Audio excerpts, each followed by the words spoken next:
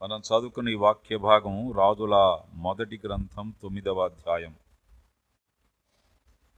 మొదటి 9 వచనాలు మనం చదువుకున్నాం.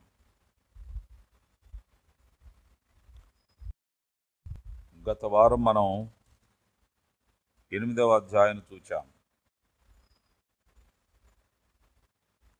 పోయిన వారంలో గురువారం మన 8వ అధ్యాయాన్ని మనం గమనించాం.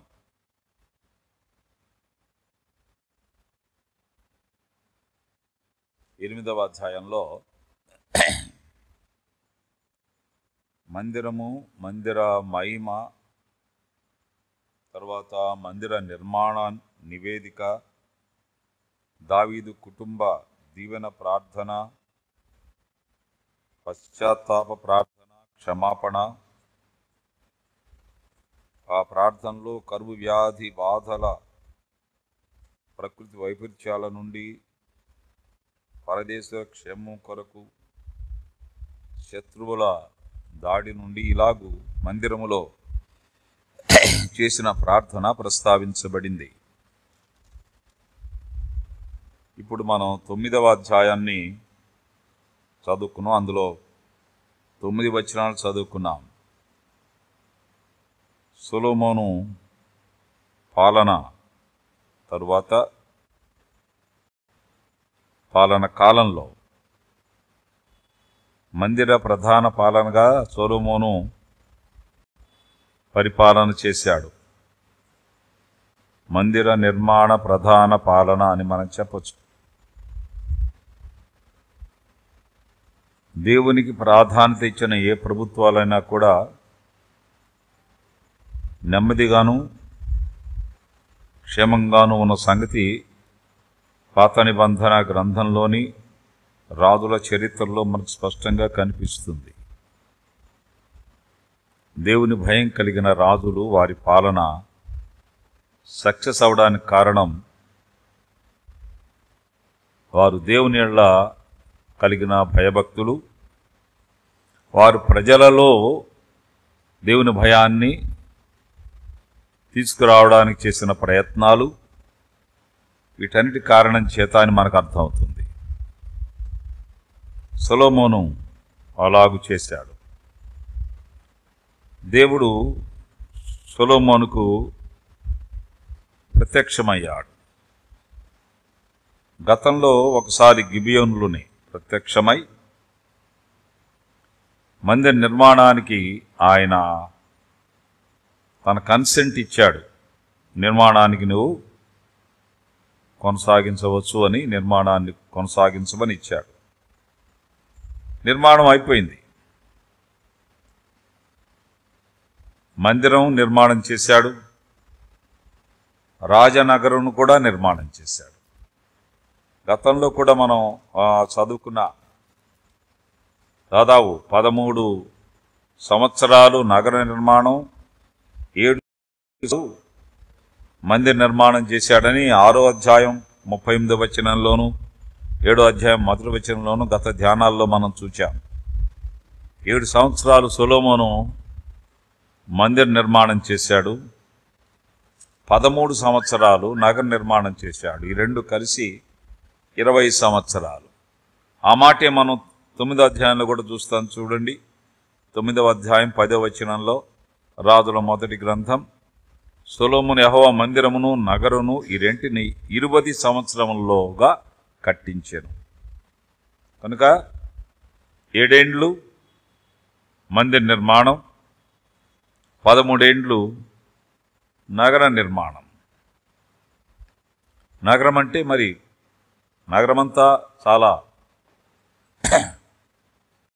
సువిశాలమైంది కనుక కట్టడానికి సమయం పడుతుంది. మందిరం ఒక పరిమితికి లోబడింది కాబట్టి కొంత తక్కువ, నగర నిర్మాణ సమయం కంటే తక్కువ పడుతుంది. 7 సంవత్సరాలు మందిర నిర్మాణం చేశాడు. 7 సంవత్సరాలు అంటే కూడా గొప్ప కాలమే ఒక్క మందిరానికి. దానికి రెండంతలు 13 సంవత్సరాలు అటు ఇటుగా రెండంతలు సమయం పట్టింది నగర నిర్మాణానికి. దేవుడు దాన్ని అంగీకరించాడు కూడా. ఇలాగూ మందిరము కట్టబడింది, నగరము కట్టబడింది. అందుచేతనే 9వ అధ్యాయంలో మొదటి వచనంలో మనం చూస్తాం, సొలొమోను యెహోవా మందిరమును నగరును కట్టుటయు తాను చేయకొన్నదంతయు చేయుటయు ముగించిన తరువాత అని వ్రాయబడింది. నిర్మాణం ముగించబడింది. మందిరం నిర్మాణం ముగించబడింది. రాజనగరం కూడా. ఈ రెండు నిర్మాణాలు ముగించబడ్డాయి. ఇప్పుడు దేవుడు ప్రత్యేకంగా ఇక్కడ సొలొమోను దర్శించి మాట్లాడుతున్నాడు. ఇది మనం గమనించదగిన సంగతి.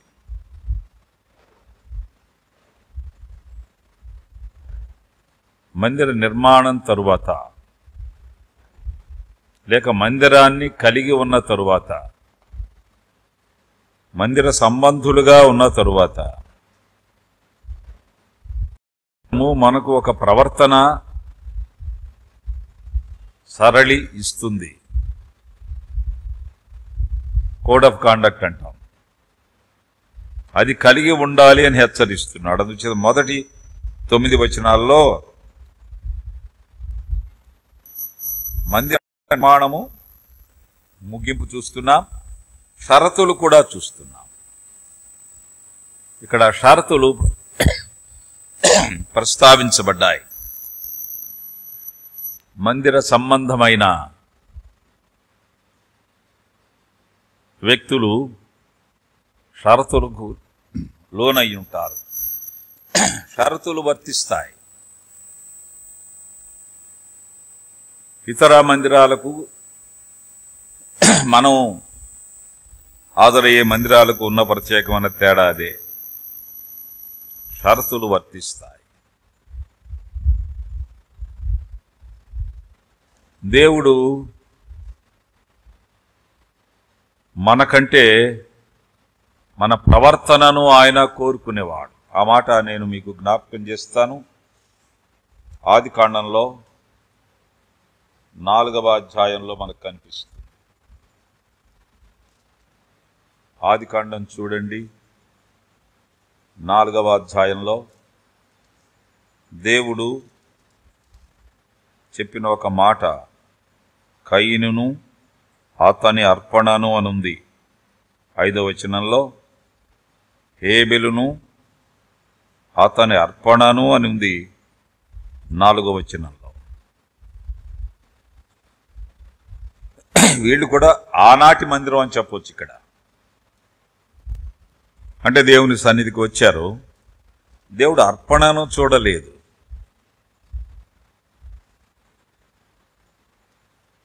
ప్రవర్తన చూస్తున్నాడు. ప్రవర్తన ప్రశ్నిస్తున్నాడు. ఇక్కడ సొలొమోను కూడా అదే దేవుడు చేశాడు.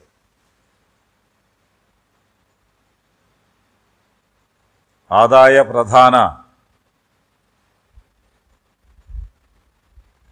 దృష్టి కాదు దేవుంది.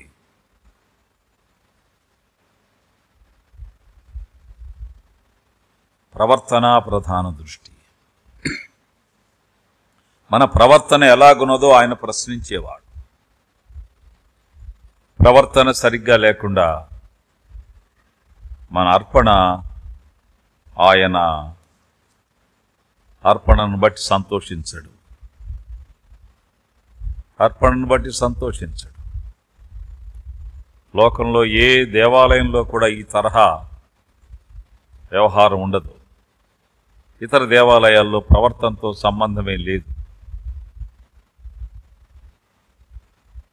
ఎవరైనా ఏ గుడికైనా వెళ్ళిపోతారు. గుడి కనబడితే చాలంతే.